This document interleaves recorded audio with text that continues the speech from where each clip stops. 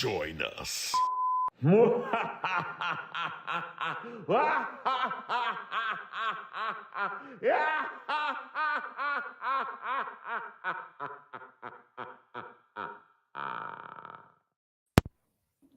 I know what I you're love that. thinking. I love it too.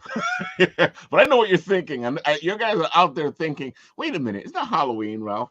This is the nightmare before Christmas. So every day is Halloween. Come on, man. Exactly. Get it together. And that's exactly what we're doing here because people just have forgotten that Christmas has all this supernatural aspect attached to it. So we're bringing that back. You know, we've gotten a bunch of people together, and everybody's working on their little thing. And I'm going to have a couple of surprises. But if you're looking at the nice little YouTube banner, you might know what's going on. Oh, I'm not looking at the banner. I have no idea what's going on. Because all those people on the banner might be doing something for our December 20th show. Excellent. Exactly. We're gonna have ourselves a lot of fun, and yeah, because I feel like again, people forget that Christmas has its ghost stories. Christmas Carol. Still my favorite ghost story. You scare Exactly. the rich into redistributing their wealth. How you Exactly. do it. Make them feel guilty. Oh man, Threaten them with death, I guess, because that was really what sent him over the edge, isn't it? and that is what at that little last part. But he was kind of turning around before that.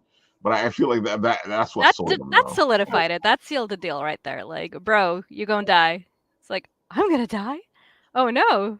Because I Better was like, be nice. oh, it's Tiny Tim. Tiny Tim's dying. Yeah, yeah, yeah. That kind of did it. But it Right. wasn't that. It was like, no, that's me. You already knew where you were going. Seriously. Speaking of which, what would be your favorite Christmas movie? Christmas movie. Cursed or not cursed? Because I don't know a lot of cursed Christmas movies, but I definitely still have a soft spot for A Christmas Story. Because I watch it every year. yeah, it's like tradition now, and it's like I so relate to the kid when they're like, "You'll shoot your eye out, you'll shoot your eye out." And he's like, "No, I'm not gonna shoot your eye out." And the first thing he does is he shoots his eye out, and I'm like, I feel that. I feel that so hard, and my eyes hurt.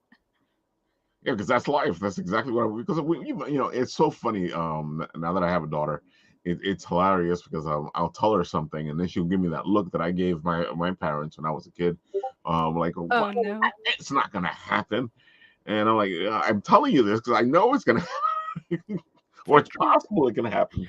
it's like I've been there. I know this. Please Hmm. listen to me, small human. It's like, no, I know everything. Yeah, exactly. And then, there's times where you actually want to help them out so they don't have to go through the traumatic experience that they have to go to in order to learn their lesson. Right. Yeah, no, that never works. Then they just No, double down. it's annoying because you're trying to save them pain and suffering, but you don't know nothing, old man. Right. I, Yeah, I I am remember really doing happy that she too. does listen to me for the most part, but there's times where she's like, nope. Yeah, it sucks. It's like, okay, I guess you're gonna learn the hard way. Sorry. You did this to yourself. And then they blame you. Why didn't you tell me? I told you. Oh, And it always sucks to be the one to be like, I told you so, because it's the same like generational thing that oh like yeah. happened with your parents where they're like, I told you so, and you're like, I And hate you know you. that at that moment, that's the last thing they want to hear. Is that I told you so. Yep. Yeah, we don't want to hear that. We don't want to hear no I told you so. You know what? Let's since you are here and I'm still trying to figure out what the hell's going on back here. I'm gonna start it off by you explaining who you are and all the good stuff because sometimes you don't get to say who you are and all that because you're now one of us. But usually So, also I like, letting the guests do their thing. Like it's oh not yeah, always but about me. that's a good thing, and we appreciate that, and that's why you are where you are now is because you have that ability to do so. Huh, Some people thank are you. like me. Yeah, I've known a few people like that where it's like, okay, so you're just gonna redirect everything back to yourself. All right, got it. Yeah, like, you know how some people do that to be relatable or whatever, like, "Oh, yeah, I had a similar experience too." No, this is just takes it to another level where it's just like, See, "No, at you least talk about yeah, yeah, those people you're talking about, I understand because they're kind of on the spectrum, and I'm on the spectrum, so I know exactly what they're doing, and you can tell the difference though when somebody's doing it because they're trying to relate to you, or they're trying when or the people that are trying to do it because they want to lead it all back to themselves. Right, yeah, I'm also, like, very on the spectrum and, like, Hmm. it's definitely, like, a spectrum thing or, like, an ADHD type thing. Exactly. I have to do this thing to be relatable so that they know that I understand what they're going through or whatever, and then there are just people who are just like, "No, you just have to talk about me all the time." Yeah. Me. Go Uh, ahead, Sorcier. Tell other people all the beautiful stuff. alright, well, I'm Mata Sorcier. I am a self-taught artist and writer from Bronx, New York. Uh, I am currently working on my comic Sacrimony, A Tale of Love, Life, and Death in no particular order. It is the story of a girl who died, but then she got better. I love that. And as with all mysterious resurrection stories, there's a catch. The catch is that she has magical powers and she has demon wings that she has to hide from society. And she also has no memory of her past. And basically, Sacrimony is the story of her living in a world that wants her to die yet again, to sum it up. That sounds like the world we live in, because they kill you once and they want to kill you twice. Yeah, especially if you look a certain way. I'm sure you know what I'm talking Oh, about, but definitely. the I've story, looked that certain way a couple times. yeah. It definitely deals with those sort of biases that people have where it's like, "Oh, someone looks like this, they must be evil," but, Yeah. deep down, she's just a normal teenage girl and just wants to live her life, but people don't want her to be alive. So, yeah, this, issue 7 is coming out on January 15th. It's gonna be intense because she finally, like, gets tired of her mom lying to her and she runs away from home and experiences the big city on her own, and Uh-uh. it's very traumatizing. I can imagine. Just like we were talking about with my daughter. Yeah, I could completely imagine. Yeah, it's the old, fool around and find out. Exactly. You never wanna find out. I do love how much you got this fantasy story, but it's really based on, again, writers write what they know. It's based on life. It's based on things that we do. It's fantasy, but at the same time, you're looking at things through a point of view, a more human point of view. In other words. Yeah, that's always the goal is that I wanna make, like, the characters, even the settings and stuff, like, relatable. I don't want it to seem like it's in this, like, far off land that, like, no one will ever go to, and it's all just kings and queens and politics and whatever. Like, no, this is a world that, like, poor people live in, and it sucks. And it's not all about, like, kings and queens and knights and chivalry. It's more of just, like, people trying to live their lives after being dealt, like, a really bad hand. So instead of being like, "Oh, well, will she go on an adventure and save the world?" It's like, "Oh, will she manage to not get, like, dragged to the nearest temple and killed?" Like, it's a different kind of journey, but it's still a very relatable journey. Like, all of the characters, no matter what their background is, like, they have a relatable aspect to them because, like, I had to write what I know. I can't write characters who are like, "Oh, I'm so heroic. I'm gonna go save the world. I'm gonna go on adventures." Like, I'm not that kind of person. I hate adventures. Like, I've told you before, like, if like D&D was real life, like I would be the blacksmith who is just making the weapons and I'm like, "Bye guys, don't get killed by a dragon." Like, dragon's Have not my fun storming problem. the castle. Yeah, yeah, no, not me. Like, nope, nope, nope, not me. Not that. I feel you. There's times where I'm like, yeah, what are you talking about? I already know the last couple of parties that went up there died. I'm not going up there. Yeah, right? Like you see all those heads on those pikes over there? Like, I don't wanna be that. That's not for me. And I feel like it's better that way because it kind of makes the characters more, like you said, more relatable. You get a chance to see some of yourself in it, uh, and as much I do love total heroic characters.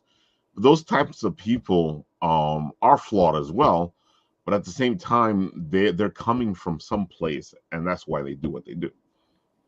Yeah, I mean, also, I think bringing things down to a more human level makes, like, the superhuman or like supernatural aspects of Sacrimony that much more special. Because Yeah, then, like, when you actually see the gods and how they're interacting, like, it makes it a more special moment than when, like, you know, the fantasy aspect is always cranked up to 11. Then it's just like what is this anymore? definitely. I completely agree. Or it's like, all right, well, this character wanted to live a normal life, but then what if they are thrust into this situation where they have no choice but to like go along with this plan or do this thing? And like that, like, volume one does go into that where it's like there are a bunch of characters who like they don't want to fight, but they end up having to fight because there's just like no other choice. It's just like a lose-lose situation. And then it's like, all right, well, how do they handle that? The answer is very badly. Definitely, that's what usually happens. You're thrust upon some kind of situation, and then you have to handle it. Uh, it's funny you're saying that, and I'm gonna bring it back to something I learned during the pandemic, because I always told myself that no, it's not possible that people would actually do what they do in zombie movies. When it comes to like being bitten and not telling anybody. And then the pandemic happened, and I was sitting there going, "Oh my God, it's completely It's like, true." oh my god, people are really that unbelievably dumb. Oh my Okay, God. cool. It's like I have COVID, but I'm still checking into bars all over the place. Like, Mhm. you dumbass. Why would you do that? Exactly. Oh You're my getting God. people killed. Oh, it's not real. It's not real. It's not real. Oh, did you hear about the was it an influencer or something that he was like, COVID's not real, COVID's not real, and he'd always be like, you know, tagging himself at like various bars every day, Yeah. and then like he got COVID and he's like, oh my god, you guys, it's real, it's so Yeah. horrible, and then he dies. hmm Yeah. He was telling people, warning people about the whole thing. Oh, there was a couple of people like that, and a Yeah, couple and of it's yeah, like it's ironic in the worst way, but also at the same time, it's like in Trinidad we have an expression for that, which is you looked for that. yeah.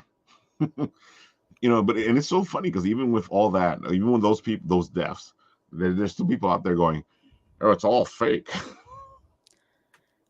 My god. I'm not saying there's no conspiracy theories out there. I'm just saying that people died. Yeah, wouldn't you rather err on the side of caution than just go around being like, "Oh no, I'm not gonna mask. I'm not gonna fall for the fear mongering." Like, once again, the kind of character that I am, like, you know what? I'm gonna be safe. I'm gonna mask up. Yeah. Like, for a good couple of months when me and my brother were doing like grocery errands or whatever, like we hmm would even have like gloves on Yeah. to like Yeah. handle things, and then when we took all of our groceries home, we would actually, like, wipe down, like, all of the boxes and stuff with, like, sanitary like, sanitizer wipes and whatever. Because like, we didn't know, like, how this thing was operating or how the germs stick to things, so we were just, like, Exactly. cleaning everything. It makes sense, and then it's funny because then people look at you. I'm like, look, man, I get what you believe. I understand what you believe, but at the same time, you got to be careful. Yeah, like, let me do what I need to do to feel hmm safe and just, like, leave me alone. But I always hate that. Like when you once people pick a side, then they try to kill the other side, or they try to push their beliefs on the other side. I'm like, look, man, let me believe what I believe. You believe what you believe, and We'll see what happens. We'll exactly. see which one of us is alive. hmm Ah, horrible. It is Uh, horrible, but, like, that's what the pandemic has done to us, and it's, like, it's ridiculous. Like, at first, I actually thought it was something that was being overblown because 'cause I'm like, "Yeah, the news loves to, like, fearmonger oh, stuff," and definitely. That's how they make their news. yeah, it's how they get their ratings and their Mhm. money and whatever, and then it was like I changed my mind because I was like, "Okay, this is actually really serious," and, like, not a lot of people change their mind about things, like, Yeah, instead, they they just double double down. down. Yeah. Yeah, and it's funny because they argue with me, and then my whole thing will be like, well, I lost 10 people, Yeah. and then they'll be like, oh, but even then, sometimes they would say, oh, but it wasn't really COVID. COVID is not what killed them. Right, it was like, did they have any other conditions? Did they have Exactly. diabetes, hmm heart hmm conditions? Like, alright, but the COVID made it worse, dude. Well, because they're using COVID, and they're making believe that COVID is what killing people, but it's not what killing people. It's something else. I'm like, look, man, I just told you I lost 10 people. I don't care if that's what your argument is. Don't argue with me. I just lost 10 people. Yeah, right? Like, screw you and your grief, right? Exactly. Because that's what it is. Because I need to be proven right, and you need to be proven wrong. Because I don't care about anything else other than that. I'm like, Oh man, there's been a lot of studies actually going even more off topic, but there's been studies that the reaction in the brain when someone's point of view is being like quote unquote attacked or whatever, like yeah. when someone is wrong, like the part of their brain that activates is actually like the part that's like the defense mechanism, like they're Mhm. actually physically being attacked. Oh, And that's I heard that. I've actually seen the report you're talking about, and it was like amazing but it's true. You people take the attack on what they believe as a personal attack when it's not like really a a personal attack. physical Yeah, attack. yeah, exactly. I completely changed the way I responded to being corrected after that because I was like, okay, like I realized that this is just a weird, like natural response that my brain is having, but I'm not actually being physically. Yeah, it's definitely like a fight or flight type thing. Yeah. So it's like now, when someone corrects me, my first instinct isn't to like defend myself, but it's just more of like, okay, I might be wrong. Cool. Like let's talk about this. Instead When of I just the knee jerk, like, no, shut up, I'm right. Exactly. When I was a kid, I did debate club, and Oh man, the how was teacher that? was like, it was great because it kind of showcased what we're talking about now. Because the teacher was always like, in order for you to be able to fight your point of view, you need to be able to fight the other person's point of view. Because that way, you understand what you need to do in order to defend your point of view. But because you understand both point of views, you're more empathetic. You understand where they're coming from. Even though it strengthens your argument, it also helps you understand where they're coming from. That is And true. that's always stayed in my head. And when people argue with me, I'm like, I do it all the time. I'll switch in the middle of an argument to the other side, and then they're like, you can't do that. Interesting. If you watch me long enough, you'll see me do it. I will watch you very carefully. Like I need to see this in action. And then It's people, you know what? It's like the Bugs Bunny cartoons where he's like arguing with like Elmer Fudd or yeah, whatever. It's like it's rabbit season. No, duck it's not. season. Or yeah, and then it's like, he joins the other side, and then it Uh huh. makes them say the other thing. Oh, definitely. Yeah, because people aren't paying attention. Again, we go back to that, and I know you people are going, what does this have to do with anything? This is writing. This is the whole thing. We Yeah, watch people. It's what we do as writers and creators. They watch people. We're watching people all the time, and this is how you know you should be approaching creating. And if you're watching people, one of the things you realize is that they don't care um if they're right or wrong. They care if they win.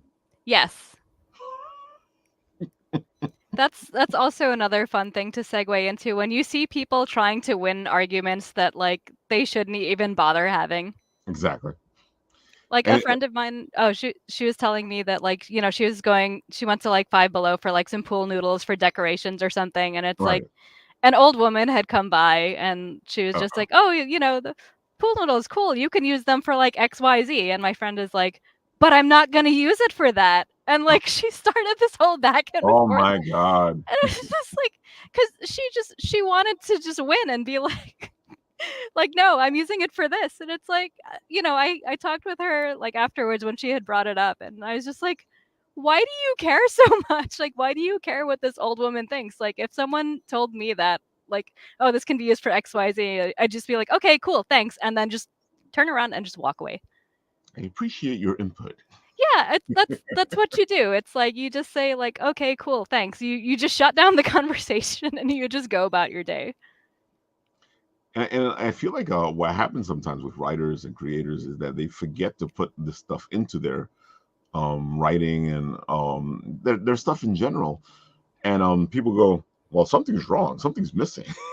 Yeah, I feel like writers should definitely dip into like books on like social Oh, sciences and even definitely. like psychology things like Psychology. Yeah. yeah, not even the whole like, oh, how to diagnose a psychopath, but even just like basic psychology things. Like it can be so helpful to like figure out like, all right, this and that happened, like this is why this character is like this. Or like this is why this like specific group of people who is opposing the character is like this because they've been raised to believe this or they've been doing Oh, that and definitely. Hmm. And like then, definitely read something other than like comics and novels and stuff. oh, Like really definitely. like get into the real stuff. What bugs me out the most is when you see it in action in books and movies, and then you get people going, "That's unrealistic." My God, seriously. Just because that happened to them doesn't mean they'll do this. And I'm like, yes, it does. Yeah, or it's like, oh, well, that cult was totally unbelievable, and it's like, Mhm. have you seen cults? Like, there's too many of them, and they all do like different horrible things. Like, it is Oh yeah, entirely possible for a fictional cult to be like, all right, we have to throw this baby into some acid or something to like bring forth the rain gods or whatever. I don't know. Like, it's possible.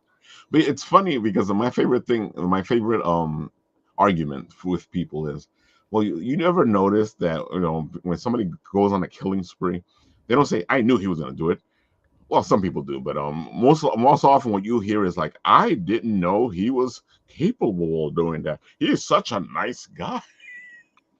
Bro, like, I listen to a lot of true crime stuff because like See, I you know feel exactly where we're going. yeah, like I feel like most women are just into true crime because they're like, I need to know what to look out for. Exactly. What is this person gonna do? I need to Right. make sure I know. So your boy John Wayne Gacy was like a super workaholic. He was like Hmm. very involved with his community. He had his own business. He was like super sweet to people, like, to their face, but then also he was like a serial killer with 28 bodies underneath his house of like young boys. And it's just like, and I'm sure there are people who are going like, "Oh, I never thought he'd be capable of this." It's like Oh, dude. like I believe that anybody is capable of anything now. I trust no one. But as people, we tend to put the blinders on because you were just talking about that until you saw that moment about the arguing. You were like, Yep. "Oh, wait, wait, wait, wait." Like, So oh, most I gotta people change how I don't handle have that things. wait, wait moment. They're like, "I don't see nothing." Yeah. It's See, like, no, this was just a one-off incident and not mhm, like a pattern or anything. exactly. People are funny. And of course, if you guys are talking about people and fighting and all the good stuff, well, Game of Tunes just finished their beautiful loop battles, and the last fight here was our friend Darkwing Duck versus Link, and Tony was making sure. Tony Tony had nonstop memes. I don't know how he had the energy for that. It He was did the same amazing. thing when Luigi was up there. I remember that. Oh my God. Japan is saying, "Trust no one, not even thyself." No, Exactly. especially not myself. I know what I'm capable of. Oh, people ask me all the time, how can you like take things and pull them apart? I tell people all the time, I look at things like this. If you're telling me that something is wrong, yet you're doing the same thing, but you say that you're not wrong because you're doing it, then there's an issue. There's a problem. Yeah. And that's how I judge people. Is if you tell me that something is wrong and then you're doing it, I'm gonna be like, okay, I'm gonna put Yeah. that on over here in my mental notes. No self-awareness. Hmm. It's And like people when do, mhm. oh, go I I was was gonna gonna say say people do that with politics all the freaking time. It's like, yep. oh, you see what they're doing? I'm like, yeah, you just did the same thing. It's that whole like rules for thee, not for me. Exactly. And after the pandemic, I think that's gotten worse. And I see I run into people that are like, we should have rules, but for everybody else. Right. It's like, no, it doesn't work that way. Like either rules for everybody or no rules. Exactly. Well, the rules for the Bloop battles were fun, and everybody was voting in the stories. They were having fun, and of course, the winner was Link. Link was the win all to everything, and Tony was happy because he was doing a whole presidential mudslinging campaign Oh my against God. Darkwing Duck. How does he have the energy for that? I don't even Dude, the memes he pulled out there's so many memes, people. Go check out Tony's Instagram or even his regular Facebook page, you know, and you he know just posted them all up. You know how people track like, oh, you can type this many words per minute. I think we need to track his like memes per hour. Oh, dude, and he was just having fun with it, and he was going back in time to like old He uh went back to the pop old 80s culture. Yeah, cartoon. exactly. Like, wow, he Oh. went there and it was hilarious. So, folks, remember now that Link has won, I think the top four will be made into magnets. I think there is a Yeah, so theory Darkwing is here. still getting made into a magnet, isn't he? Oh yeah, definitely. Yeah, I'm Let's okay see. with that. Of course, my computer is doing its thing. Yep. This feels. Oh, here we go. Oh, Feels about right for today. My whole. I'm surprised I'm still on the air. knock on wood. Exactly. Here we go. Look how beautiful these magnets look, folks. So make sure to go to Game of Tunes and buy yourself. Hey, come on, show the magnets. Oh, there you It's go. low. There we go. Glorious. Yeah, you're gonna want to get yourself some magnets from Game of Tunes. Either buy them from them directly, or anytime you see them at one of the conventions, because he does go to a lot of the conventions and show off his stuff there. Mostly he does pins, but he's been trying this new thing for the magnets, and these two that I'm looking at right here look beautiful. Yeah, I feel like I'm becoming more of a magnet person than a pin person, honestly, because like I'm always afraid my pins are gonna fall off of stuff. Like I've definitely had I that agree. happen before. I've So like, lost a couple pins that way. it's always painful. I have this like one Sandman pin that I got when I was like an angsty teenager that it's like it almost fell off and I had to like fasten it with like a safety pin to my backpack and it was like a whole thing. I still have it, but it was just like it was scary that it was one of those like double pin things and like Yeah, one had you come lose loose one and side of it. Yeah, it yeah. was just A couple hanging of those. off. I was like, "Oh no. I got a couple of those right now. Oh no." And I used to have them on my hat. I used to have them in my book bag. Then the other thing is sometimes people just take them. Yeah, cuz the New York City subway is ruthless. Oh yeah, it'll be right behind you. Yep. With that high sleight of hand score just taking it off your bag. Oh my God, folks! So go check out Game of Tunes. They are doing some fabulous stuff over there. I'm actually working with Russell on a story for a comic book, and I'm hoping to have you guys see that soon. Some of you guys might have heard the story because me and Russell, it came from one of our challenges, you know, and it was a lot of fun, you know. Go on. Oh, definitely. It's based on a drawing that Russell had done, and it was the challenge was for me to take the drawings he did because there was two of them, and turn it into a story. And I was able to take both characters and put them into one story, Nice. and it's a lot of fun. It's gem hunters, and this cute ass little devil guy. Mm. Aw. And you know me, I love me my some mischief makers. Yep, and also cute characters, so Exactly, definitely. that is Just perfection right there. like my Hugbert is cute as a button, and I'm waiting Yes. for him to become his superhero self. So keep an eye out for that, folks. Let's see. Of course, we are all moving towards the Christmas challenge. Speaking of challenges, and we will be there next week on the 20th because right now everybody's working on their projects. And of course, we will have some of the best guys who do some interesting, different type of Christmas stuff, you know. And they've done their book called Cupid's Farewell Christmas, and Miss Claus Tells All. And these I'm so guys, curious about this. this is an adult Christmas story, as you can see by this image right here. Oh dear. Exactly. Oh dear. Get it because it's reindeer? Oh my God, it was perfect. Yeah, that's one of the jokes they use. Excellent. I'm so glad. Oh my goodness. That's that kind of gift you feel people. Oh. Oh, this is one of the videos. I should probably play it with the sound. This is the one I was trying to play before.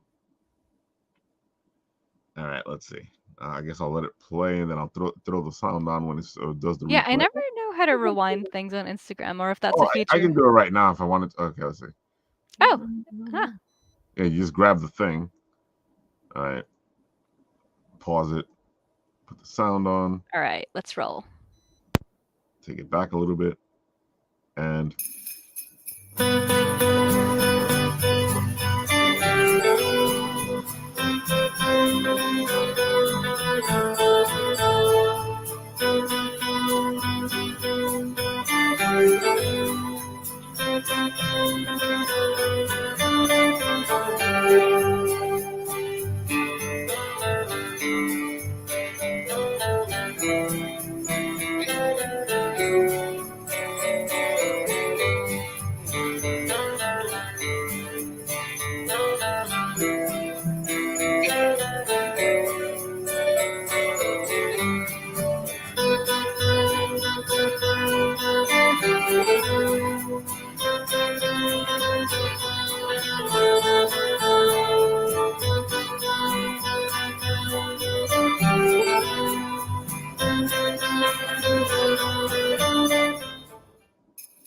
there you have it, folks. Yeah, and like the little cartoon said, Miss Claus Tells All is actually free for the next couple of days on Kindle Unlimited. You said you had one, right? Matta? Yes, I do have Kindle Unlimited, so I will be checking this out.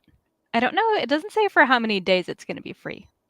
He told me. Hold on, I think it's over here because I was talking to him today because he's going to be on the show on the 20th.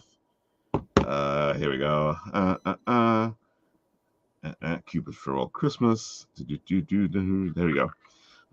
You can let the people know that Miss Claus Tells All is free as an ebook from 12/14 to 12/16. So you don't have that much time to get it, folks. So go get it. Well, I better get on that. I'm going to share the link with you guys because I have it up over here. Hold on, where is it? There goes Amazon. Haha, the deed has been done. It has been added to my Kindle.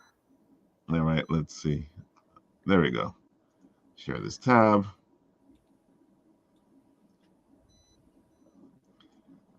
There you have it, folks. Miss Claus Tells All. There is the link. I'll share that link with you guys so you guys can go check it out. And I tell you, this they did a fantastic job with Cupid's Farewell Christmas. So I'm telling you that you guys should really go check it out. Of course, my computer is having an issue over here. Oh no. There we go. I got the link. You didn't lose me there for a minute, did I? Nope, you're still there. Okay. We're good. I thought I was like talking to myself back here. Oh no. All right, here we go. Ooh, talk about Oh, slow. so what format is it? Is it like a comic or is it like a book with illustrations? Like It's like I call it an adult fairy tale or an adult Christmas story because it's in that type of format. It looks okay, like so it's like a prose with illustrations in there. Exactly. All right, I got you. It looks like a kid's book, but it's not. I don't know. They say 10 to 18 years. Is that right? Think we might need to have a talk with them. Oh no, it does say 10 to 18? It says 10 to 18 years. You gotta be kidding me.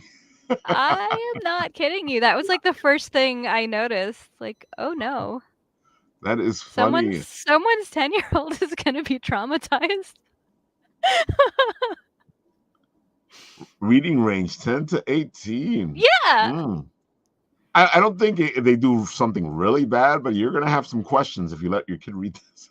Oh goodness, very awkward questions, I imagine. Oh, definitely. Especially since I think Miss Claus is a model.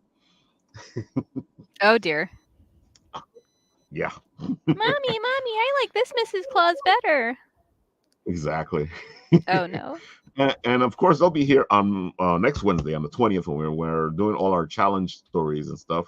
And I think he might be working on something to show you guys. We'll see what happens. If not, this is already down that alley. Yep. Most definitely. All right, let's see what we got over here. Cupid's Farewell Christmas.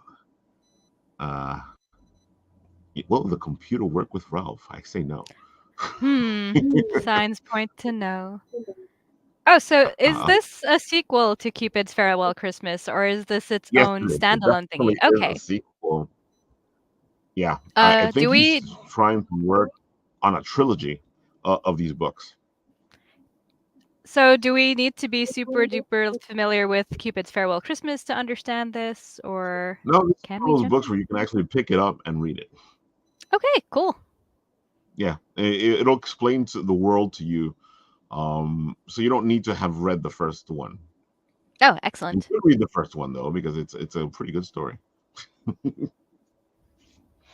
But yeah, you don't need to read it. You can read Miss Claus Tells All without having read the first issue or the first book. Excellent.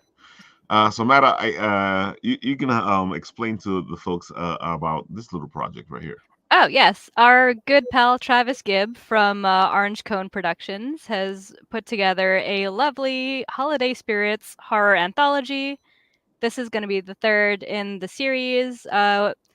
One of us might actually have a comic in there. Hint, hint, it me. Yeah, You don't so say. You actually might be doing a little thing in this anthology. yeah, and a little horror silly comic. You know, I sometimes I feel like I'm not capable of going like full on horror, so I did more of like a weird sort of funny Twilight Zone sort of feel to it. Well, each person's horror is different. Like I like you. I don't like my horror uh, all the way out there. I tend to like mischief and comeuppance and stuff like that. Yes, there's Yeah, there's definitely comeuppance in my story where it's like it's that typical Christmas story of like a bunch of shitty kids getting what they deserve for being shitty exactly. kids. And it's always satisfying to watch. And also, yeah, I for horror, I don't like the super duper like outright slasher monster stuff. Like it's hard to get me into it because I'm just like, can't relate. But if you give me like some good like psychic damage horror, I'm like, all right, this is up my alley. I like that. I like those type of stories. Uh, the Krampus story I'm going to read for you guys to showcase how we're doing this challenge. It's pretty much mischief and comeuppance. And lots of psychic damage, which I appreciate. Oh, I'm not going to say I don't like horror at all because it's horror in this little story. Yeah, I love horror, but it needs to be relatable horror. Like I can't usually relate to like, you know, the slasher or monster or whatever, and I can't relate to the person like fighting it, but like you know, give me some weird stuff about like someone going into a house where there's like dead bodies or some weird stuff. I'm Yeah, like, okay, like maybe I can't relate to that, but I understand. yeah, it makes more sense. You know, and I know this world is full of horror and really horrible stuff. But why would I want that in my horror? Yeah, I already deal with it all the time. You know, if you want to do that, you watch just watch the true news. crime, the news, yeah, Yeah, just watch the news. news, true crime. Hey, don't knock the true crime. I'm not knocking it; it's actually pretty good.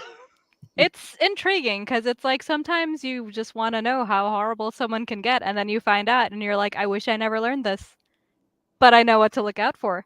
Exactly. Oh, totally, exactly. So It's yeah, funny. Go I ahead. oh sorry, I was gonna bring it back to this I was gonna anthology, bring but back to this too. okay, well, same brain, All cool. right. Yeah, so I don't know when they're launching. I should talk to Jerome, who's the head of this. He's also like a Ringo nominated letterer. Like a lot of Nice. the people involved in this project, except for me, have been nominated for something or picked up by a publisher. So I'm just like, hi, I'm here, guys. Well, you know what they say about good company. You're in good company, so I am, yeah. there Like you go. lot of good people, like people who've been picked up by like Band of Bards. I think actually the first volume of Holiday Spirits got picked up by Oh, Band cool. of Bards recently. So like, you know, There you check go. that out. Cool stuff. What I just did there, folks, is called press to get notified. So you know you should do that as well. It's free. It helps projects. You know, the more people they have signed up for their project, the better start they have. Absolutely. And the more Kickstarter realizes that like, hey, there's people actually interested in this project, so like they'll actually promote it on their own end even more. Exactly. So it might even get the projects we love tag to it, Yes, the which coveted puts you in a title. whole different level. That badge of They're at honor. 143 followers. Not bad. Yeah, they're gonna skyrocket. Like there's like I said, there's a lot of like big names on board here. I Cool. mean, including Travis because I think one of his things had gotten Ringo nominated. Oh, it's because of Jerome's lettering actually. So like, they're both nominated for cool stuff. The funny thing is that this fits right in with what we're doing here, folks. We are doing holiday spirits. We are doing the creepy supernatural aspect of things in our challenge over here. So this is actually perfect. Oh, and it's not just Christmas stories too. There's a guy who did a story about like a Jewish woman on Hanukkah. Well, see, So to me, that's all related. So, yeah, I'm not one of those people that it has to be Christmas. No, it's a good holiday story. I love a good holiday yeah. I story. mean, it is the holidays. Like there are Exactly. so many holidays that happen right now, not just Christmas. So it's always great to see that it's like, all right, like here's like these other like holidays that are happening, and here's like this person's point of view. Exactly. And it's all different. Each place has, or each one has its own unique beautifulness to it. And I love myself a good Hanukkah story. I love the original story of Hanukkah with the um, light lasting 8 nights when it should have just lasted one. How do you not like that? It's very like strangely inspirational, where it's like, all right, Mhm. if this light can last this long, maybe I can too. Exactly. And folks, we're gonna keep up down that alley here, and we're gonna keep showing you stuff that you should go check out. Our friend Tyler Ham, yeah, Tyler Ham. There you go. He has the Yule Ghoul. And this all fits with what we're talking about and all the supernatural and different type of aspects to the holiday stories. And of course, this is a more kid-friendly book than our pals over there at Miss So, Claus Tells All. so you'd say this is more in the 10 to 18 range, huh? This one is, yeah. Okay. Probably even younger than that. He's been on the show a couple of times talking about this. I was gonna have him on the show, but he's had a couple of issues recently. Oh So no. blessings, my friend. But I wanted to showcase his book because it fits perfectly with what we're doing here today. It We're also doing just that looks really cute. supernatural aspect. Say that again. It looks really cute. Oh, dude, it is a cute as heck. Folks, you really want to go pick this up. This will be a great little story to tell. I think he's trying to hit each holiday. He has one for Halloween. He has one for the holidays now. I think he has another one for coming up for Valentine's. Oh my goodness. Yeah, and all with a little ghoul friend over here. Amazing. Also, wow, it's so wild to think that like Valentine's Day is actually not that far away. No, because and I know this because right our Christmas shows up, all of a sudden all the Valentine's stuff starts to pop up. Yep. Chocolate just sitting there for weeks and weeks and weeks, just waiting to be bought. That thing bugs me out. I'm like, dude, let Christmas end at least. Yeah, right? Like let's I've get a been in break. a pharmacy where it's the 24th and they're already changing over to Valentine's. Oh my god. Who's gonna be like, all right, it's January 1st. Let me go buy some Valentine's Day chocolate so I I don't don't know. forget. I think they keep trying to make Valentine's into something that's akin to Christmas. Valentine's, and I guess you should be buying your gifts early on, but in January, nobody's thinking Valentine's. Also, Valentine's Day chocolate really ain't all that for the No, most part. Like you're biting into it and you're like, what is this like pink gooey yeah, disgustingness? And then you just like put it away.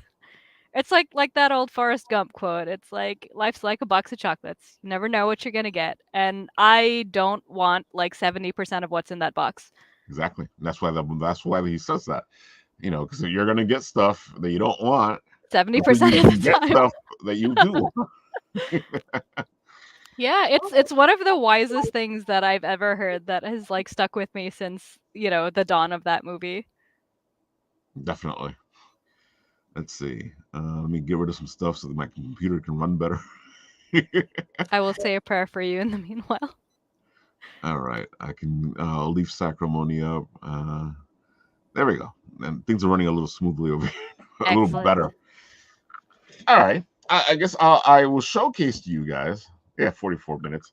I will showcase to you guys a little example of the challenge we are doing because, of course, you guys can actually participate in this challenge, and we will show all this stuff off on December 20th, which is I'm next looking week forward Wednesday. to that. It's going to be a lot of fun. I already have a couple of bits and pieces over here in the house. I could show you that stuff, but I'd rather wait till the 20th. No, let's just keep an idiot, aka me, in suspense.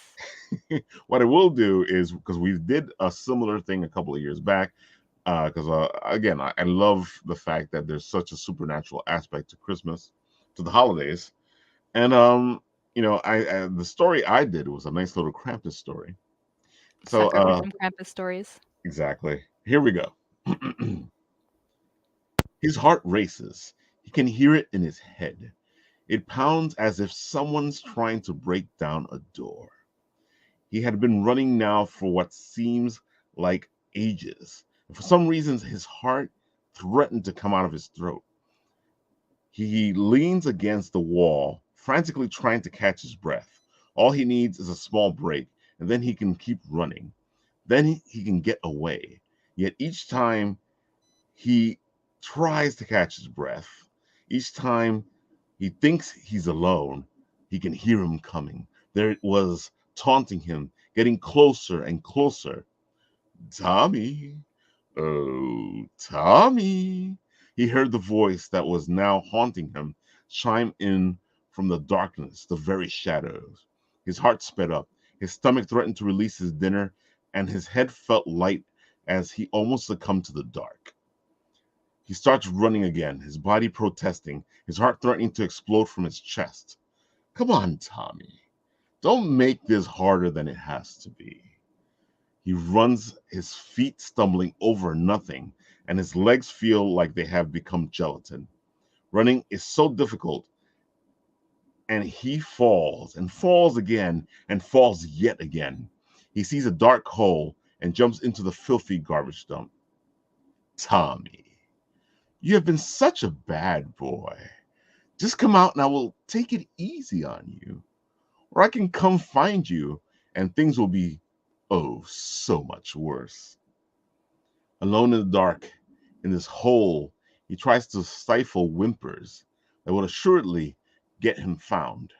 His heart beats, and he swears that he is calling out to the stranger, bringing him to him as if war drums in the thick of a forest in the darkest lands.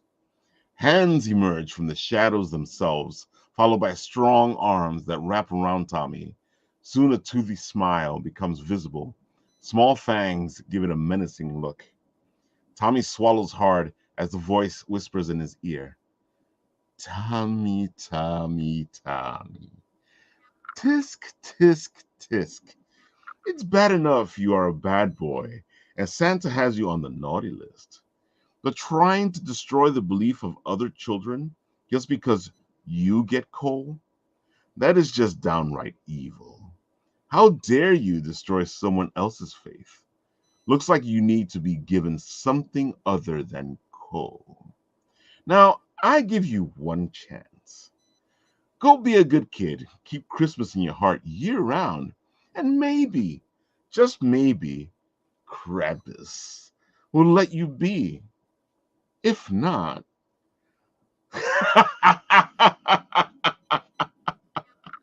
laugh that follows enters Tommy's mind, enters Tommy's soul, and exits as a warm yellow. Tommy is running. He doesn't know when he started, even though he feels like he can't catch his breath. He does not want to stop. The laugh feels like it's following him. Or is it in his head? He runs and runs and runs till he's only but a dot in the distance.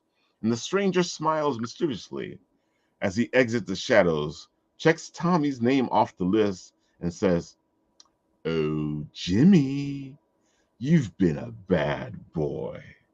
With that, he disappears into the night, and in the distance, someone screams, someone runs, and Krampus smiles.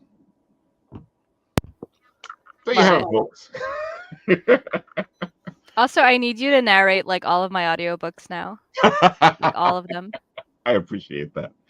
As you guys can tell, I had a lot of fun writing this. That's exactly what we're doing here with the challenge. It's just a lot of fun. It's feeling the holiday itself, and at the same time doing something different, something a little supernatural, maybe even teaching a lesson. But you don't have to do any of that. You can just go all horror. I do love the horror that teaches a lesson. Also, I like your version of Krampus where, he's like, "I'll give you a chance and like be good and like you never know when I'm gonna come for you."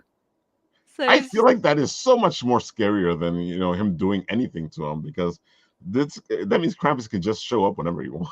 yeah, it's like he's just gonna be looking over his shoulder for like the rest of his life. Exactly.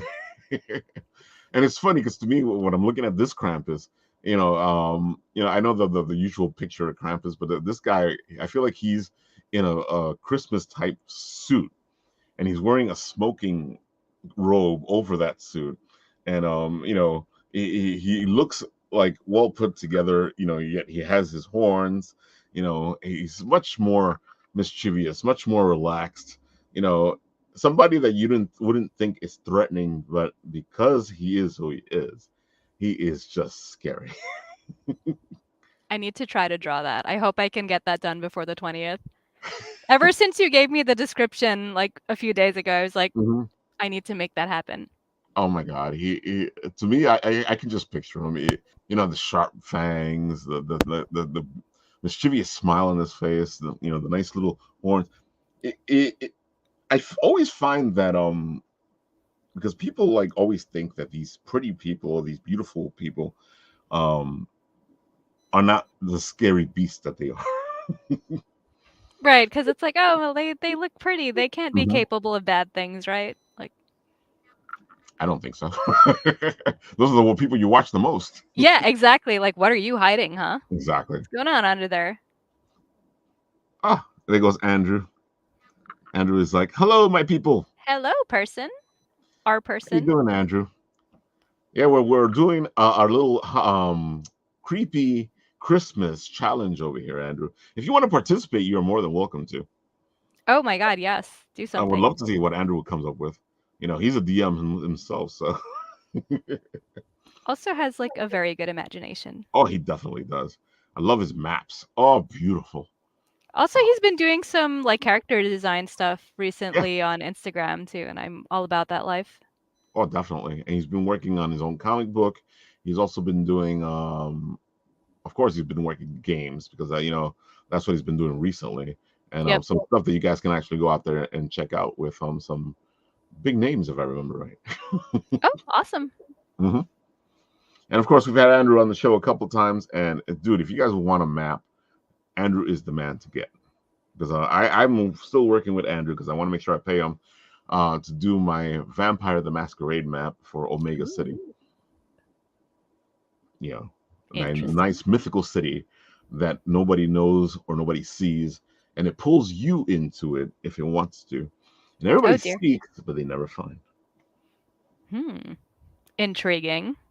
I made Omega City so that it is like a mythical city that everybody searches for, but the only way to get in is if the city wants you. So Hmm. it also made for interesting ways that people would show up in the city. Oh goodness. And it's the same problem from the inside, though. You can't leave. Oh Once no. you're there, you're there. Oh no. Yeah, I was doing when I was doing Vampire the Masquerade. We were doing a role play by post game. So I had to figure out how to make it so that we can play the game, because everybody wanted to play different things. And if you know Vampire the Masquerade, everything has its own thing. The werewolves, though, everything is separate. Yeah, there's Uh, different like clans. exactly, it's different clans for the vampires. It's different games for each, like the werewolves, the mages, all that stuff. I wanted to have a nice setting where all these people can go in it. And then when we first started doing the Vampire the Masquerade, the guy who we started with, he made us really powerful old generations. Oh my goodness. And that's hard to control. So I ended up inheriting this thing, and I was like, how the hell do I make this happen? And it kind of works because it's a play by post game. Because if we were doing the whole dynamics of the game, it probably would not have worked. Yeah, you need time to like think and then type something out. I feel Yeah. like it's Hmm. not something that can be like as spontaneous as like D&D. No. It's definitely more of a calculating game, and I wish I had like a better intro to the game than like the shitty DM that we had in high school. Oh my Cuz god, man. Go ahead. oh yeah, like it seemed really interesting, but Oh it was yeah. just like this guy had no idea what the hell he was doing. He was putting like low level people up against like former players, like super high level characters, and it's like Wow. what were you expecting? Like no wonder everyone hates you. And it's funny because I think one of the problems with Vampire is that I'm not sure about now because I know they've come to like a bunch of new additions, but a lot of people play it as if it's a D&D game where you're fighting, and Vampire tends to be more of a role playing game where you kind of deal with your own personal monster, Yeah, who it's you more of are a inside.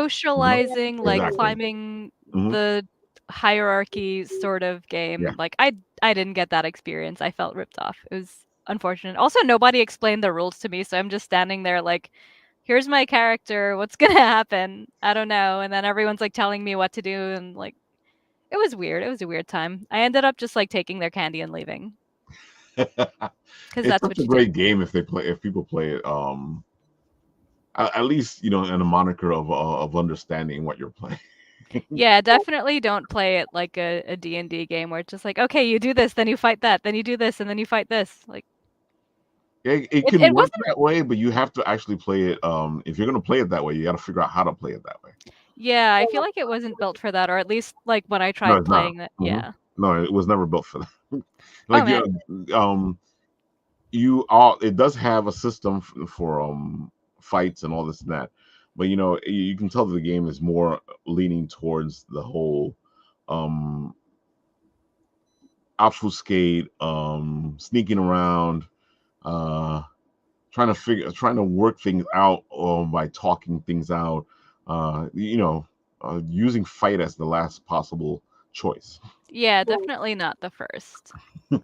You know what RPG I want to play? Like going on this random tangent is Shadowrun. I love Shadowrun. Oh Have you played it? Have you yeah. played the RPG version? Yeah, I played Shadowrun. When I played it, it was I don't know how it is now, but when I played it, it was a whole other thing. It was a long time ago too. Hmm. I'm not sure how the rules have changed or what, but I love the fantasy setting set in the technical world. Yeah, like my first introduction to Shadowrun was actually the game version for SNES, and I Yeah, was just I like played that one too. I was completely blown away because I was like, Hmm. "Oh my god, this is like this sort of weird like future type setting, but then there's elves and there's dwarves, Yep. but there's like dwarves with machine guns and like this is so cool." And it's funny because a lot of people don't like bringing fantasy into a technical world, but I love the mixture because it just does a whole different thing to it. Yeah, and also like if you ever played any of the more recent games that they had where it was there was like Hong Kong, there was Hmm. oh man. But like they kind of got more into like, how the races operated where it's like, all right, well, here are these elves and they're holding like these really high paying positions and cuz they're immortal, they'll like never step down, so there's no jobs like no high paying jobs for anybody else or it's like like here are the dragons who are like the CEOs that are just like hoarding all the wealth and you're like, "Yes, this is This totally makes sense. believable." Yeah, Yeah. exactly. Or it's like, the dwarven family businesses who only like hire their own or whatever and it's like it made so much sense and I loved it and like I would kill to play it as like an RPG. Dude, Shadowrun was so much fun. I love the setting. I love the fantasy, future utopia type of thing. And again, the SNES game was a nice little dip into it. It was so hard too. Oh my god, it was Well, it was so hard as hard. hell. And I died so many times. My god. Yeah, the thing is, like, I had tried to replay it probably, like, 10 years ago or whatever because I Mhm. was feeling nostalgic, and it was like I messed up, like, one of the first things where it was like, "Oh, you had to, like, grab a stapler off a desk or whatever to" I think it was to summon the dog spirit. And it Yeah, something like that. because I've been so spoiled by modern games where it's like, like, the object is glowing, you have to pick it up. Like, there was none of that in Nothing. the No, SNES game. Like, you had to go and, like, you have to walk up figure it to out. every single desk and keep mashing the A button, hoping you pick something up. There was no hints. Like, you remember playing even like Final Fantasy VI, where you would like go into an NPC's house and you're not even talking to that NPC yet. You're like walking around their walls and like Yeah, mashing the A touching button, everything. Yeah. getting all of the elixirs and the clocks and all of that stuff, and like then you go talk to the NPC. Yeah. It was funny because I remember one game did it. Because I was always wondering what would happen if somebody decided, what the freak are you doing in my house? Oh, that's like Fallout. Fallout Yeah. does that. The moment you pick something up, like everyone's just pointing their gun at you, and you're like, oh, whoops, sorry guys. Oh my god, I love the Fable. Fable was one of my favorite games. I love the whole concept of your actions lead to how you look like, and if you're good or if you're bad. Yep. Yeah, I miss video games. I played Fable 2. I didn't get to play Fable 1, which I heard was way better than 2, but 2 was still very Fable 2 was a entertaining. lot of fun. Fable 1 it's two different games, so I can't really say, like, I'm not gonna say the Fable 1 wasn't good, but it's pretty much two different games, Fable 1 and Fable 2. The ending Concept to is Fable the 2 is same. Yeah. disappointing, but I think that the big thing. You play this immense game, you get to the end of it, and you're like this was the last boss. Like, are you kidding me? Like, come on, guys. oh man. But it See, was a folks, fun journey along the way. exactly. See, folks, we went all over the place, all over the geekdom. It's what we do. It's why we're Yeah. here. Sometimes the shows where we're just talking about anything, talk about nothing. Yeah, I mean, it was just two friends hanging out, right? Exactly. And people are happening to be watching. Not weird. Not weird at all. No, not at all. And it's always good to see the other friendlies show up on the thing over here. Oh, absolutely. And what I will do is put up Sacrimony again, so Matta can talk about it one more time. Hold on, computers. There we go.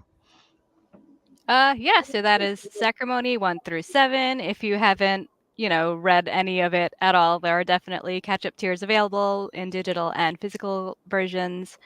Yeah, I mean, if you like a fantasy story that's a drama that's very down to earth with relatable characters and like lots of good satire going on, definitely like check it out. It's sometimes dramatic, it's sometimes sad, sometimes traumatizing, sometimes funny, just like life. I think that's what I like about it so much. It is, I guess, an easy read. Oh, absolutely. I always try to make things as easy to read as possible. Like, even when I'm planning out like conversations and stuff, I never want things to feel like I'm trying to be pretentious or trying to be like, someone I'm not or whatever. Like, I want it to be easy for people to understand. I want them to be able to just like, get through a single issue in like, the 10 minutes it takes you to read a single issue. Because by gods, I tried rereading Sandman and it was like, it's so verbose and there's so much to take in that it takes you like 30 minutes to get through like a single issue. It is, but it's great. It is like, but at the same time, it's not something you just pick up to read. yeah, I realized that. I was like, why does this feel like work? Mm-hmm. It's like enjoyable work, but it's because by the very time you finish, you like the journey you've taken. It's just but that also your head you're gonna have hurts. to take that journey. My brain hurts. Ah! Neil Yeah. Gaiman is amazing. I have no idea how he's written all of the things that he's written in this amount of time. It is inhuman. Meta, have you ever read Coraline? I haven't read Coraline. I've only seen the movie. You should read Coraline. I think I should read Coraline. Yeah, the movie's nice, but you should read Coraline.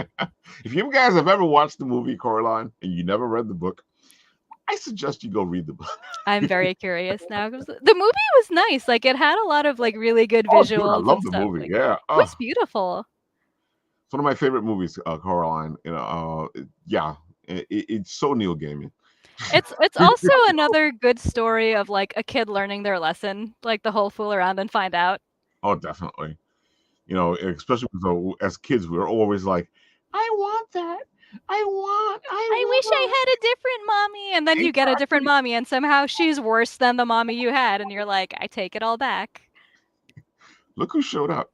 Wait, we're talking about mommies? Oh boy, let's go. Okay. Yeah, you missed. It's so We've been funny. talking about mommies for the past hour. Where have you been, Exactly. dude? All right, so I already know Shen's gonna say Nakima is going to be like number 1, but I'm interested. Who are we placing on tiers? Where are we placing? What, the mommies? Exactly. I mean, I have a tier list right here. I could pull them up. Just give me a Oh my second. goodness, But like, Oh my he's god, I knew he prepared. was gonna do something like that. All I know. I have this. Okay, I've been working on this for. He's This been is a working. I separate have to say, project on Nat's the been side. working on the Okay. mommy list for a while. That's amazing. Oh no, that list is like finalized. This is a different list. Okay, this is a me and Shen list that we were working on. All right. Oh So my like god. on this particular list, let's see where we got Uh-oh. our first one. We got your in like B tier on this list. Okay, it's a completely different list. All right, and then we got Isamir on like the lower B.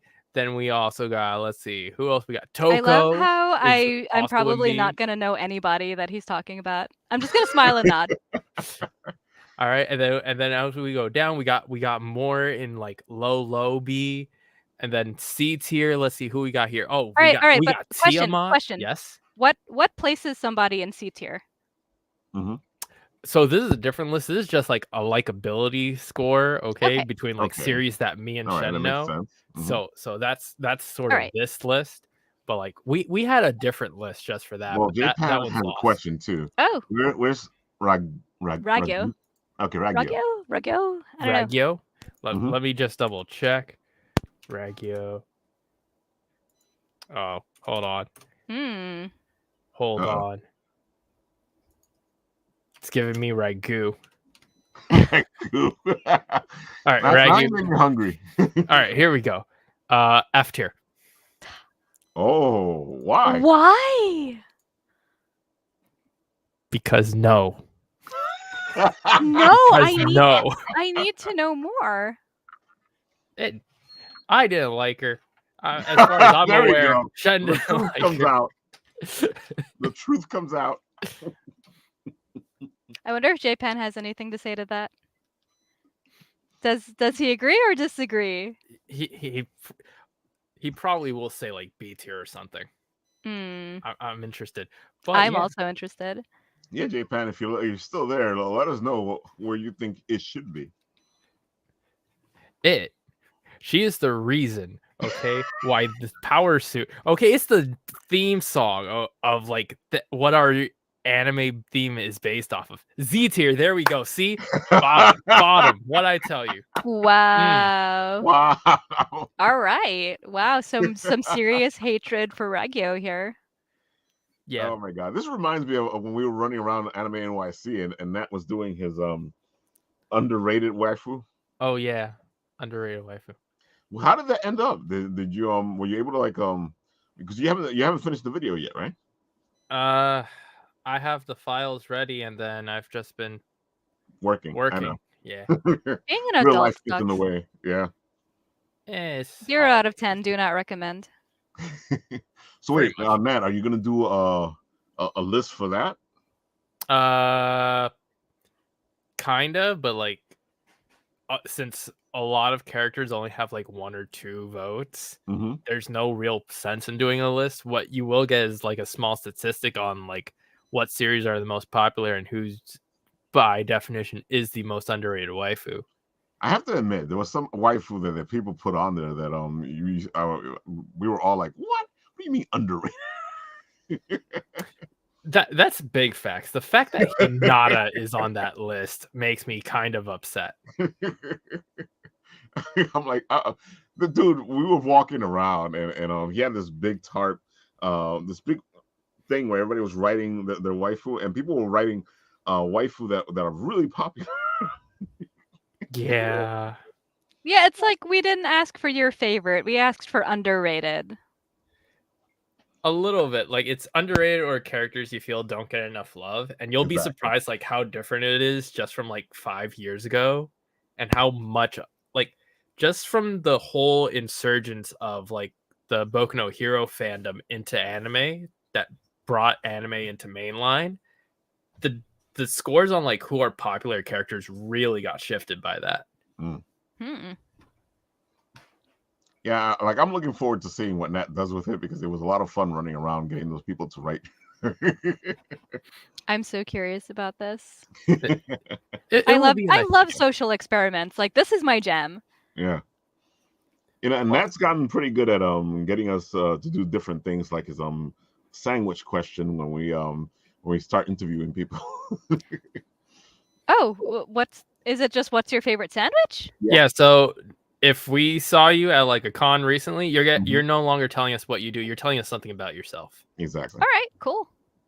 Exactly. So we'll always ask. So Nat was like, "Oh, so dude, we've talked to you a couple times. So why don't you tell us what your favorite sandwich is?" Are you ready for next year's question? Okay, so what's the 2024 question?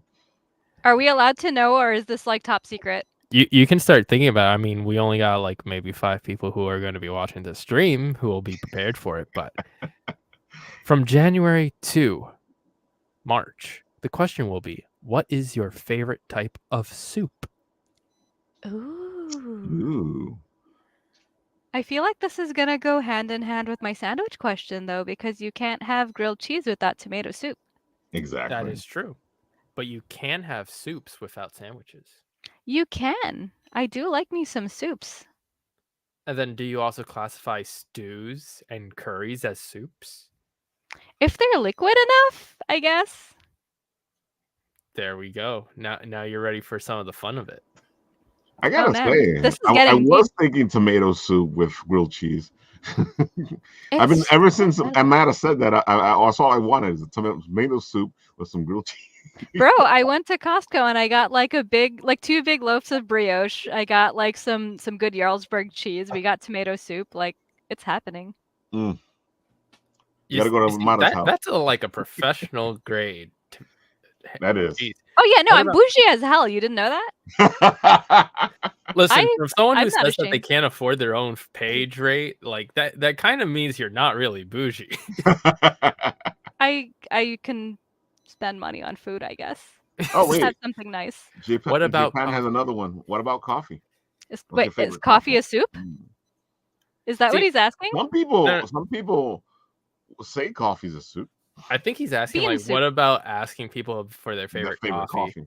What if they're like, I don't drink coffee. It's the devil's juice. Well, see, that's the main problem with doing that question is that too many people in the concert have like stopped drinking coffee. I will never stop drinking coffee. Ever. Yeah. It's the only thing keeping me alive, pretty much. If you guys like coffee, you should try Deadly Grounds. They are amazing. And tell Is you a that the little super story. caffeinated stuff? Or Oh, No, that's a guy. He works with like television stuff, he and used to work we've with television. interviewed Yeah. him a couple of Mhm. times. Oh, He does a lot of definitely. HorrorCon stuff. Yeah, he usually sells his coffee at horror conventions. And the story Oh goes, man, oh man, oh man. I had a cool idea for a coffee uh-oh, company name. Hallowed Grounds. that makes sense actually. Yeah. Hallowed Grounds actually makes sense. And you can have like a little display with like the ground coffee there looking like a cemetery. You put like little tombstones on it. And, like, man, I am in the wrong field. I need to change jobs right now. Well, the field you're talking about, it kind of works with your field anyway, doesn't it?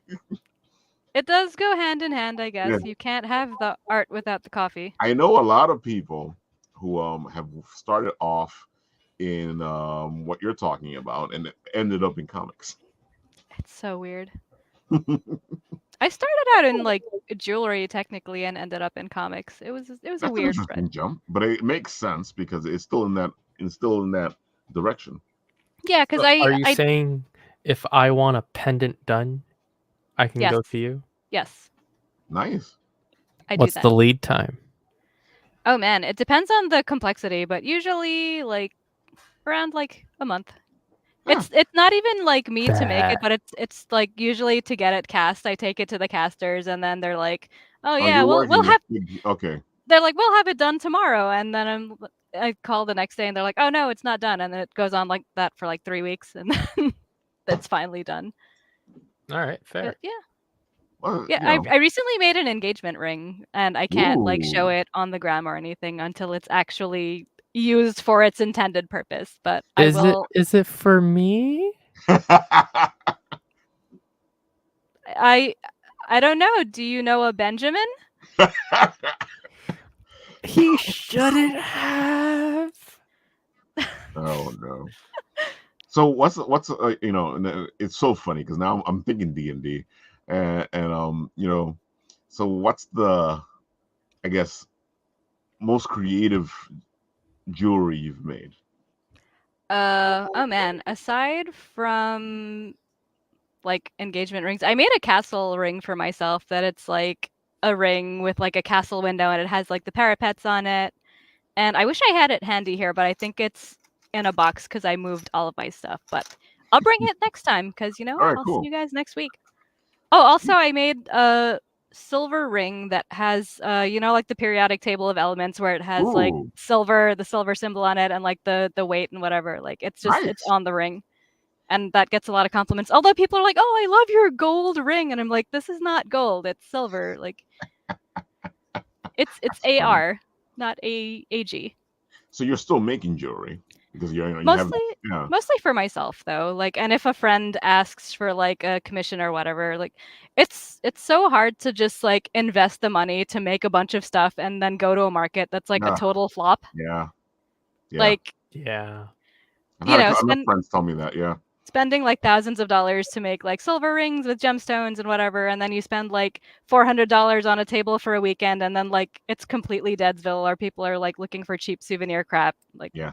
it's why I It stopped. costs so much money. Yeah, Yeah, yeah. like, why is I it made so this. expensive? It should be like $10. I saw these for $10 somewhere. Like, all right, we'll No, go the pay $10. material doesn't cost $10.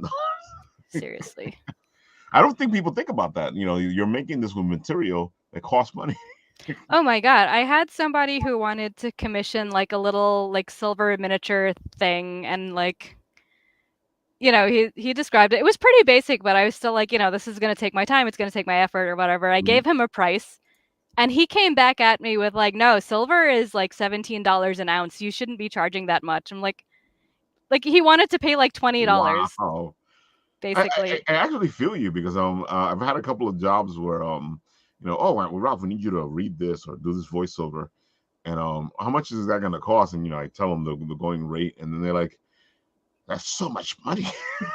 But I'm you like, just have to read it. Like, if okay, all you're yeah, but doing is just reading it, well, you read it then. right? Oh yeah, people. I don't think people don't think about it. No, they don't think about like your time and effort. They're just like they think about just the product itself and not like whatever goes into making the product. No, not It's at all. ridiculous. Especially like you know, and I know you feel this in a bunch of different places, Matter, because artists really go through this a lot. Because you know, you guys are everybody, oh my god, it's so beautiful. But at the same time they go, how come you're charging so much? Yeah, it's ridiculous. And it's always funny to have someone be like, "All right, I want this piece with like these four like, you know, Final Fantasy characters on there or Yeah. whatever with like a 4 full background." characters? Yeah. That's And you know, you're like, "Okay, this is gonna cost you like at least like $600." And like, "Oh, but I only have 90." I'm like, "Okay, how does that concern me?" What bugs me out the most is they'll go and they'll get some other artists and stuff for that much money. For yeah, literally Yeah. like this person I'm talking about. It's like, you know, then they go to a con and they get like a $300 like black and white headshot commission from like a famous artist, and I'm Hmm. like, "All right, I see how this is." Yeah. Folks, support your local artists. Support your friends. Dude, one of the best things to do for Christmas, especially Christmas is coming right around the corner, is to actually get a commission from one of these artists. It'll be a one of a kind, beautiful piece. And look at Mata. She actually does jewelry. She does, but you know, you have to hit her up early on. Yeah, definitely now is not the time. I sorry, it can will only be imagine a 3 somebody Thanksday gift. exactly. I can imagine somebody going, Ralph said. I mean, I did not I've say always anything. still tried to work with people during like the holiday season and stuff. I used to actually sell stuff on Etsy, and it used to be good until like Etsy just started taking a bigger and bigger cut of things, and then I was like, Yeah. I can't do this anymore. It's funny. You mean You're not the promoting only one to people's see that. things off of Etsy's own promotion scam so that way they can generate more revenue by saying they advertised it and collect a bigger fee? Yeah, it's like, all right, here's the real deal with the numbers, right? Like I had these necklaces, like I'd have like, oh, Legend of Zelda necklace or like Metroid necklace Ooh, or whatever, and I'd, like being you're real talking my here, like language. yeah, Metroid and is actually very niche, so I love Metroid. no, like I mean, like in terms of like people actually selling things for it. I mean, the cool thing is when people do see me selling like the Metroid things, they're like, "Oh my god, that's Metroid." No one ever Yeah, sells Metroid stuff, so they're yeah, like all over me. that's exactly what I mean. Yeah. So yeah, like I'll have this necklace and it costs me like to be real here, it costs about like $12 for me to get it cast because I have to pay the casters for their labor and their like facility or whatever, and I Right. can't cast it myself because I have no ventilation here and no space.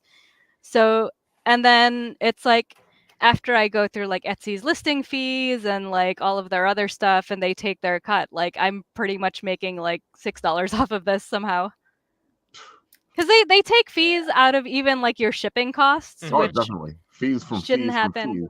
fees. Yeah, no, I was like, this is not worth it. Because I mean, okay, I could try to up my price to compensate for that, but is someone really gonna pay like $75 for like a necklace that's not even silver? It's just like brass. Right.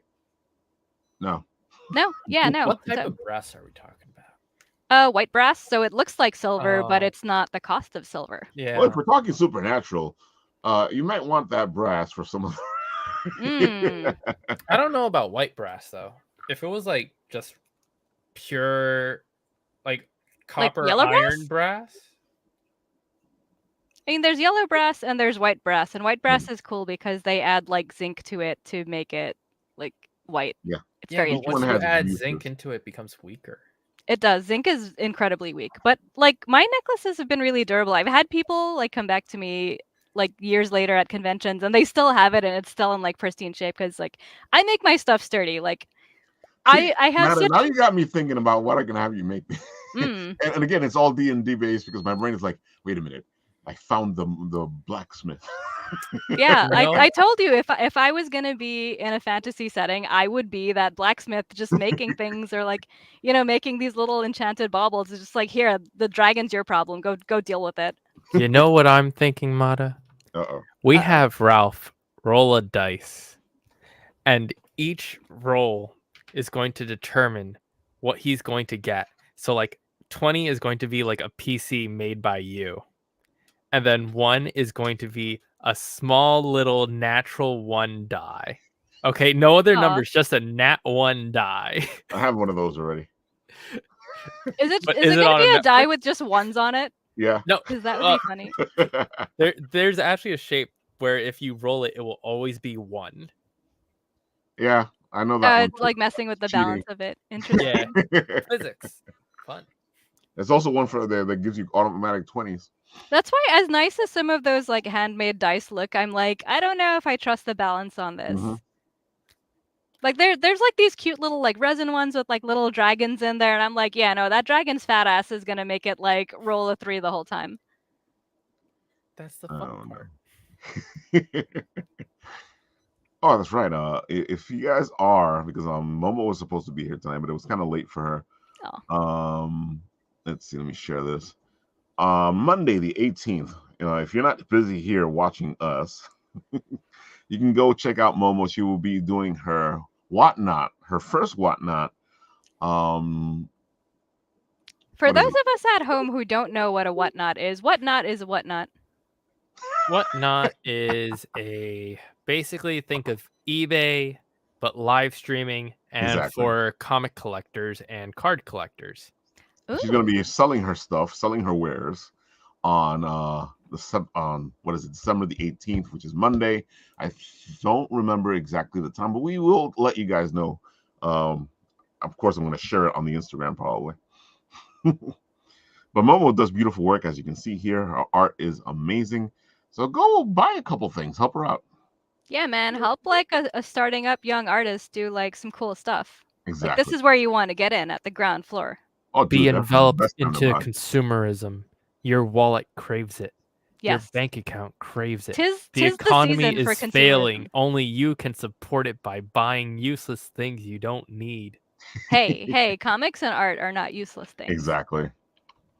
I didn't say useless things. I said useless things you don't need. Everyone needs comics all the time. I agree. And if we're talking dice, of course, we have to talk about It's Getting Dicey, because I love the dice from It's Getting Dicey, and they do some beautiful work. And they are like dice finders, because they take all these dice from all over the place, as you can see, and they showcase it in their place. And they're usually at conventions, and they're busy because they did a ton of conventions this year. They've got a good setup there. It's very Mhm. attractive. Oh, dude, I love these guys, and of course, if you see them, you guys have to go. Here's the video I did with them at Rhode Island Comic Con. They're fantastic. They have their pal. Let's see if I can find it over here. Oh, look at that. Oh my goodness. Yeah, Is that exactly like right. iridescent or like what? It actually has a light inside of it, and that was a Spidey one. They have different ones. Oh my god. And the trays that we're seeing are they actually make, and they're actually going to do a Kickstarter for these personalized trays. Oh my goodness. But also dice that light up. Oh, dude. And of course, here is what I was getting at. This is Jedi. He goes everywhere with them. Oh my god. That is a Jedi bear. is so cute. He's a therapy guy, and you guys get a chance to pet him when you see them. I want to pet the Jedi is a bear. good boy. Jedi is fantastic. And there's that little die we were playing with Matt. The rubber one? Yeah, the one we throw at each other. Yeah. Oh my god. These are the coins they had recently out. They're fantastic. And again, finally. the trays you see are trays that they make. So fancy. Oh wait, I thought those were coins. Those are trays? Oh no, those coins. But the tray Okay, on the so those are coins. Yeah. Okay. Neat. Oh, these coins sounded all clickety, clacky, clingy. Oh, it was beautiful. And look at this. A Oh, they mimic! upgraded Beautiful the mimic. mimic. Nice. I love it. I may own one of these now. Of course. I support Of that. course. I want one. Now I know why Ralph's doing the promotion. He's been bribed. No, He's been I bribed. just love it that much that I bought it myself. Everyone, Ralph has been bribed. Look, they had two sets of mimics right here. You see? But I like the one that you can't tell is a mimic because, I think Matt's just getting scared because when we play the game, he's not gonna know what the mimics are. Yeah. I mean, that's the whole point of a mimic. You're not supposed to be able to tell. You know what else I bought from It's Getting Dicey? I bought a mimic die. Oh? And the mimic die says not a mimic and mimic. And then you roll it and you figure out if it's not a mimic or a mimic. I like that. And who's going to be rolling when we play in the game? This guy. Oh, goodness. It's time for some mimics to show up. So, folks, go check out It's Getting Dicey. I love the fact that they get dices from everywhere. If you're looking for something, they probably have it. And at the same time, they're beginning to get their own stuff, like the trays. And I'm looking forward to that Kickstarter. And Nat and I are going to probably help them out with their videos for the Kickstarter. This is news to me. I know. We haven't talked about it yet. Uh-ohs. Fun. Yeah, they hit me up and they said if I wanted to help with the Kickstarter. I was like, yeah, we can do that. I think Nat will have fun doing it too. Oh boy. Oh my god. Jay Pan is saying that sounds like flipping a mimic coin. He's not I may wrong. have a mimic coin. I may not have a mimic coin. Your mimic coin may be a mimic. Exactly. I love mimics. I did too. I still love the ongoing joke that I have with some of my fellow convention table people where it's like, the convention bathroom, like one of the toilets might be a mimic. So anytime anybody has to use the bathroom, it became like, all right, I'm going to go fight the mimic. Watch my table. That's definitely something. See, look, Nat came on and we ended up spending another 30 minutes. Oh my goodness. Don't you just love my charisma? I got the Riz, my G. What number? Well, what's the number on that charisma? You want 20 or 12? I don't know. You got pretty good charisma. I don't know. I don't think you got 20 charisma. 1. Oof. You rolled the dice and you got a 1. Yeah. Cursed dice. Oh my god! I remember playing a character with really low charisma. Those are always made the fun. game really interesting.